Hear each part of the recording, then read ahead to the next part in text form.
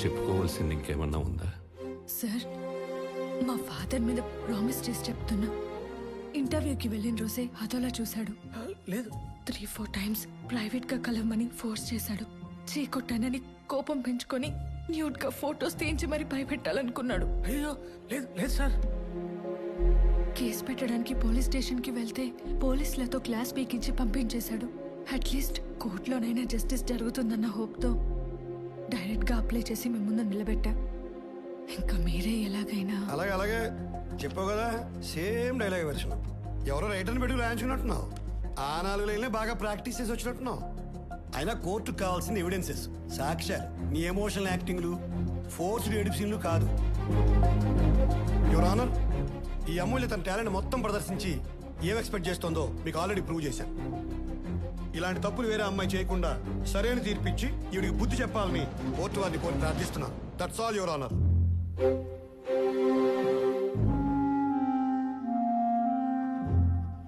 సాక్ష్యాధారాలని పరిశీలించి చూడగా కుమారి అమూల్య చేసిన ఆరోపణలన్నీ నిరాధారాలని, కేవలం డబ్బు కోసమే ఆ కాలేజ్ చైర్మన్ వివేక్ని ఉద్దేశపూర్వకంగానే ఈ కేసులో ఇరికిచ్చిందని కోర్టు వారు నమ్మడం జరిగింది.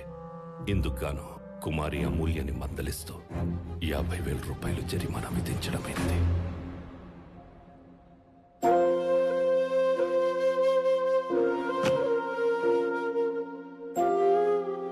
Court dismissed.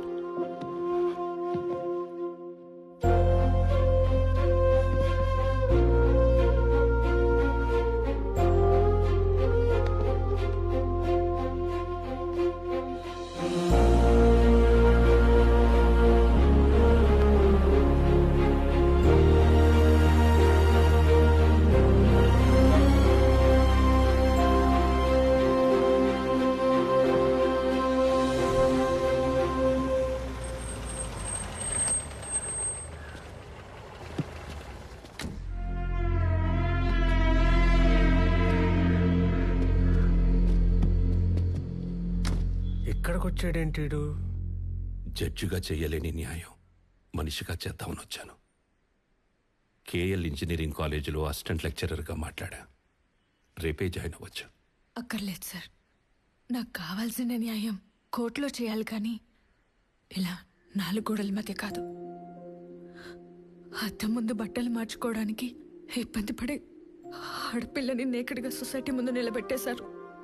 చిన్న జస్టిస్ కోసం తెగించి కోర్టు మెట్లు ఎక్కిన పాపానికి మళ్ళీ లెగలేనంత లోతుకి తోసేశారు. అది కాదమ్మా. సార్, మీరు నిజంగా నాకు హెల్ప్ చేద్దామని వచ్చుంటే ఇంకెప్పుడు కోర్టుకు వెళ్ళకండి. ఆ బ్లాక్ కోట్ తీసేయండి.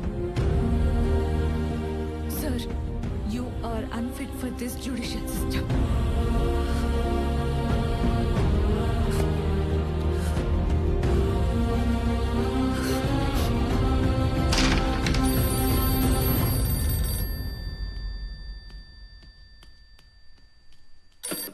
హలో, నాన్నగారు ఉన్నారమ్మా?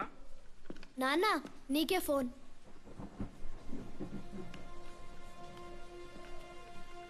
హలో సార్, నేను ఎస్ఐ శివరావుని. అమూల్య హ్యాంగ్ చేసుకుంది సార్. వాట్? ఇప్పుడే కదా తన్ని కలిసి వచ్చాను. అవును సార్, మీరు వచ్చేలాకే ఇలా జరిగిందంట. మీ జడ్జిమెంట్ వల్లే తను సూసైడ్ చేసుకుందని అందరూ అనుకుంటున్నారు. మీరు మాత్రం ఇటువైపు రాకండి సార్.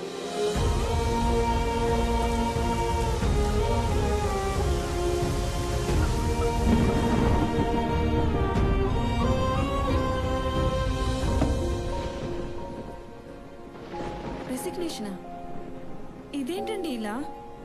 ఎంతో కష్టపడి చదువుకొని పైకొచ్చి ఏం చేశా? జడ్జి అనే పదానికి, ఆ ధర్మాసనం మీద కూర్చున్న నాకు, జనమిచ్చే గౌరవానికి, నేనిచ్చే తీర్పుకి సంబంధం లేనప్పుడు ఇక నేనెందుకు అక్కడ ఉండాలి? జైల్లో ఉండాల్సిన వాడు గెస్ట్ హౌస్లో ఉన్నాడు. కాలేజీలో ఉండాల్సిన అమ్మాయి శవమై వేలాడుతోంది. ఒక ఆడపిల్లకి న్యాయం చేయలేని బ్లాక్ కోటు ఉంటే ఎంత, పోతే ఎంత?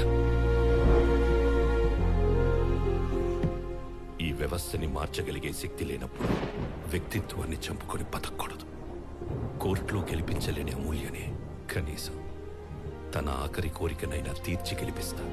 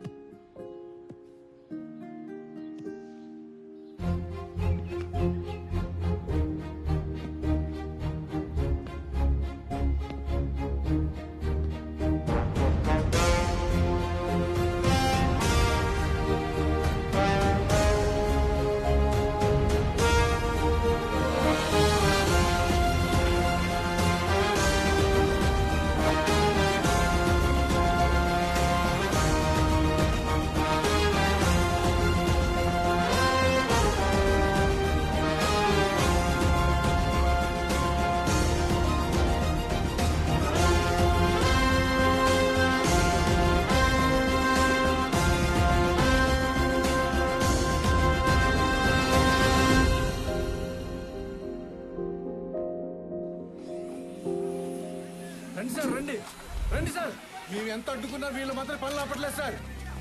ఆపడే, ఆపు, చెప్తున్నా ఆపండి, చెప్తున్నా అర్థం కాదు నీకు, ఆపు. ఈ మైథిలి కన్స్ట్రక్షన్ చేసే మోసాలు అన్ని కాదు సార్. మా 200 ఎకరాలు దళిత భూములు అక్రమంగా ఆక్రమించుకొని మాకు వేరే సరైన నెంబర్లు చూపించి మమ్మల్ని మోసం చేస్తున్నారు సార్. ఎదురు తిరిగి మాట్లాడే వాళ్ళకి నరకం చూపిస్తున్నారు సార్.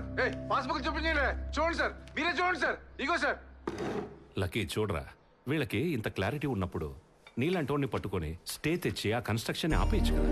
నానా వాళ్ళకి తెలియదు కదా, కొంతమంది కమర్షియల్ క్యాండిడేట్స్ వల్ల పాడైపోతున్న ఈ జ్యుడిషియల్ సిస్టమ్ ని కాపాడటానికి రూపాయి అంటే ఇంట్రెస్ట్ లేని నాలాంటి నాన్ కమర్షియల్ లాయర్ ఇక్కడే ఉన్నాడని. కరెక్ట్.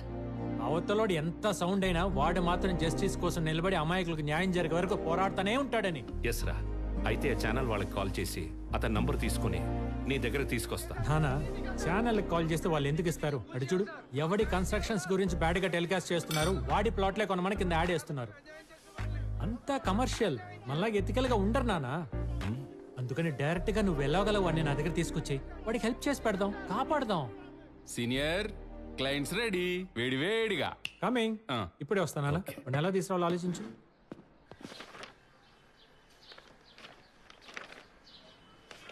ఆశ అంటే ఓల్డ్ సిటీ పాషానే.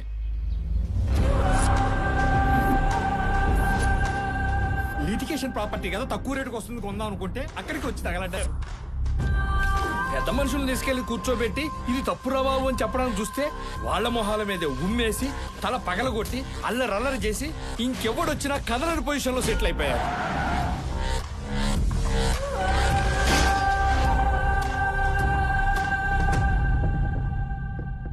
వాడిని కోర్టుకు తీసుకొచ్చినా లొంగే లాంగ్వేజ్ ఉండదు వాడి బాడీకి. Out of the court settle చేయాల్సిందే. అదే అవ్వలేదు అంటున్నాం సార్. వెళ్ళింది లాయర్ లక్కీ కాదు కదా.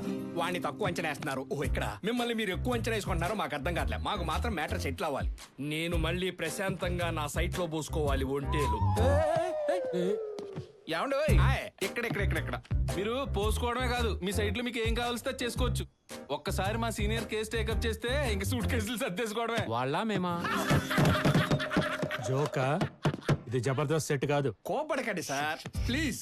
మేము తీసుకెళ్లిన వాళ్ళందరూ పోసుకోడు కబుర్లు చెప్పడమే గానీ ఎవడు వల్ల పని అవ్వలేదు. మీ వాడు మిమ్మల్ని పొగిడే విధానం చూస్తుంటే ఇదేదో వర్కౌట్ అయ్యేలా ఉంది. ఆ ఫీజు కూడా ఒకసారి అనేసుకుంటే. మిమ్మల్ని టెన్షన్ పెట్టి ఫీజు తీసుకున్న ప్లేస్ లో లేరు మీరు. ఆహా, ఇది ఎక్స్ జస్టిస్ సూర్యనారాయణ గారి ఇల్లు. నమస్కారం సూర్యనారాయణ గారు. అటు నమస్కారం సార్. బాబు, మీరు మన శాంతిగా మధ్యాహ్నం మీటింగ్ రెడీ అయిపోండి. ఏంటి ఈ రోజే? అవును, పరిగెత్తించి సెటిల్ చేస్తాం. మీకన్నా ప్రాబ్లమా? ఇంకా ప్రాబ్లం ఏముంటుంది సార్, ప్రశాంతంగా ఇక్కడే కూర్చుంటాం. పట్టాక లేకపోతే చైర్ కింద చావుగా.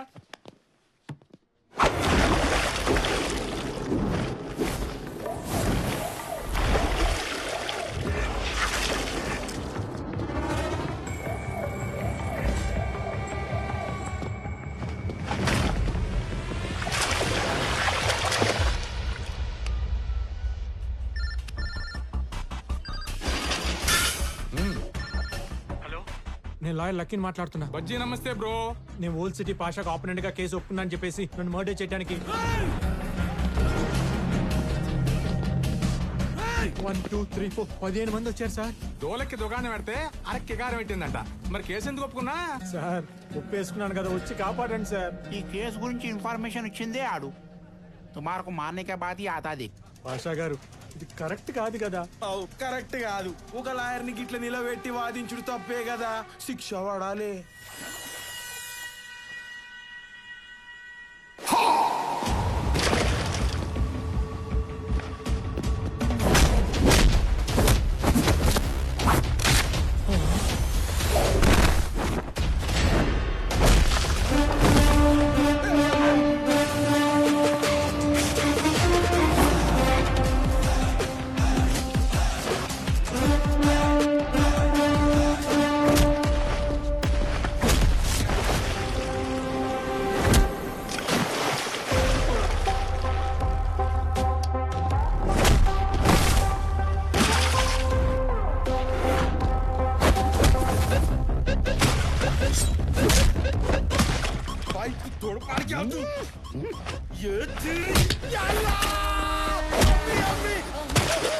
ఎందుకన్నా ఇంత గట్టిగా కొడతాయి? చిన్న పిల్లడు ఉన్నాయన్నా, చచ్చిపోతాయన్నా. నేను పిల్లగా దీన్నే ఆత్మరక్షణ అంటారు. మనల్ని చంపడానికి ఎవడైనా వస్తే మనల్ని మనం కాపాడుకోవటానికి అవతలోని కౌన్సిల్ చేసినా, ఇలా గాల్లో ఎగరేసినా,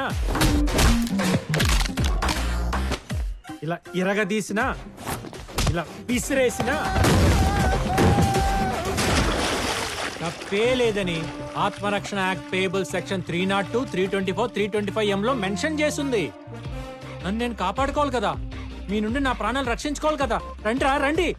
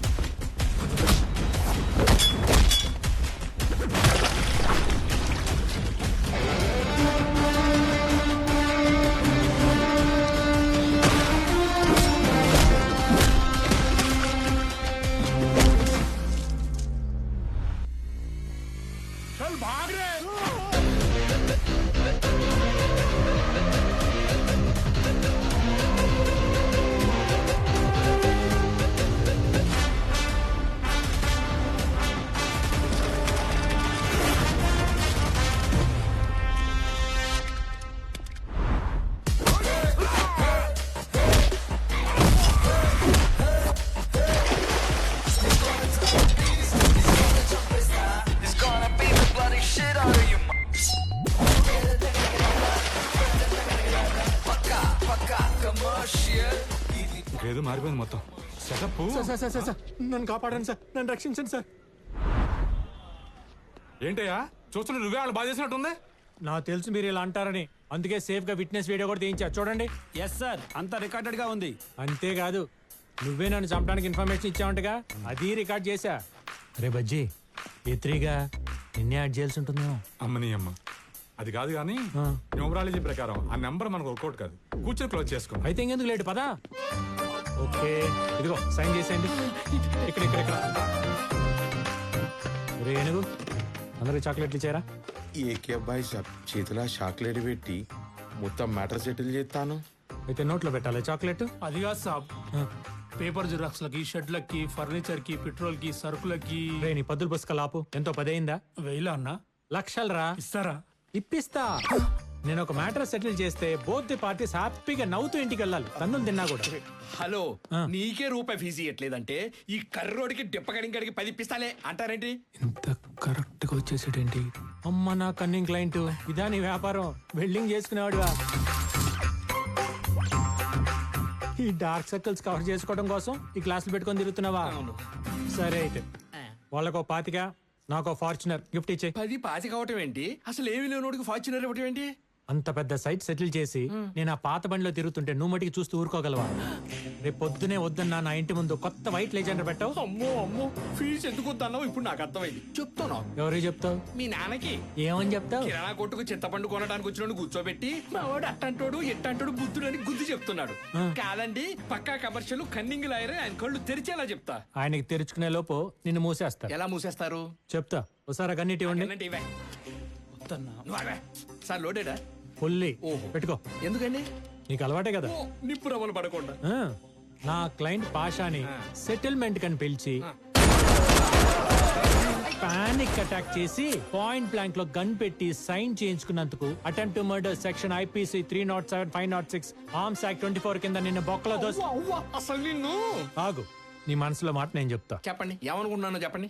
ఎలాంటోడైతే సొసైటీలో ఉండకూడదని మీ నాన్న అనుకుంటున్నాడు, అలాంటోడు ఆయన ఇంట్లోనే ఒకడు ఉన్నాడని ఆశ్చర్యపోయేలా ఉన్నా నువ్వేనా? కరెక్ట్. క్రిమినల్ లాయర్ అంటే క్రిమినల్స్ కి లాయర్ అని కొత్త మీనింగ్ వచ్చేలా యాటిట్యూడ్ లో మార్చిన నువ్వు క్రిమినల్ లాయర్ వేనా? ఇది కరెక్టే. కాదు, క్రిమినల్ మెంటాలిటీ ఉన్న లాయర్. పొల్లు పోకుండా మనసులో ఉన్నది మొత్తం చెప్పారు. కానీ ఇంకోటి అనుకున్నా, మీకు తెలియలే. చెప్పు. మీరు కేసు ఒప్పుకునే ముందు ఫీజు వద్దు రమ్మంటారు. పని అయ్యాక వాడిని వంగ పెట్టి ఆపు నీ బాడీ లాంగ్వేజ్. ఇంతకు మించి అసభ్యంగా ప్రవర్తించావనుకో అండర్ సెక్షన్ 504 ప్రకారం ఇంకో 3 ఏళ్ళు. రేపు పొద్దునే 10ంటికి కొత్త కారు తీసుకుని నా ఇంటికి వచ్చేసి. సెల్యూట్ కొట్టించుకోవడానికి నేను హీరోని కాదురా, విలన్.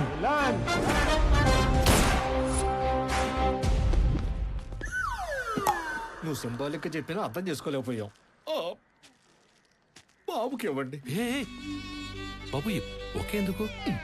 ఆయనకి అన్నాడుగా, అందుకని చెప్పు. అయ్యో, మీరొచ్చిన కార్ కేసు ఇందులో ఇరుక్కుపోయా. అయ్యో ఇరుక్కుపోలేదు సార్, మేమే ఇరికించాం బాబుకి గిఫ్ట్. ఏంటి కారా? ఎందుకు బాబు? 5 లక్షల కారు బహుమతి చెప్పరా? ఏమండి 150 రూపాయల బొకేలో 5 లక్షల కారు గిఫ్ట్ తీసుకునే రేంజా బాబుది? అంగపార. టొయోటా ఫార్చునర్ 7 సీటర్ లెజెండర్ వచ్చేసింది. అది కాదురా, నేను జడ్జిగా ఉన్నప్పుడు ఎన్నో కేసులు గెలిచినా కూడా చిన్న పెన్ను కూడా గిఫ్ట్ తీసుకోలేదు. ఏమండే పెన్నులు పెన్సిల్ ఎరేజర్లు గవర్నమెంట్ పోల్ స్టేషనరీ ఇస్తుంది కదా, దాంతో పోల్చకండి దీన్ని.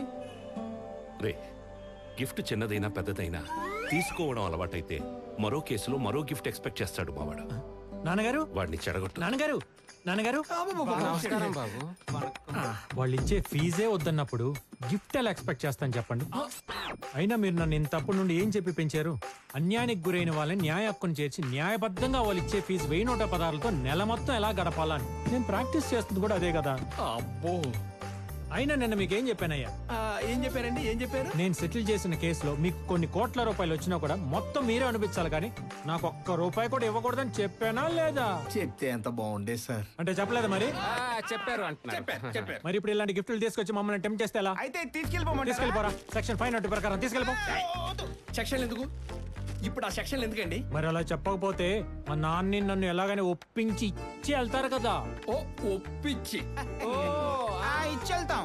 ఆ అయ్యా, ఇది మీకోసం కాదండి అయ్యా, మా కోసం, మా ఆనందం కోసం తీసుకోవాలి. అలాగే ఈసారి తీసుకుంటున్నాను కదా అని నెక్స్ట్ టైం ఈ రేంజ్ రోవర్ తీసుకొచ్చా. ఫీజే మనం ఏం మాట్లాడుకున్నామో పేపర్లో రాసుకొని ముగ్గురు ఏలు ముద్దలే సంతకాలు పెట్టి మరీ ఇస్తాం. అంతే. ఓకే, ఈ బండ్లు కొట్టం మా వల్ల కాదు సార్.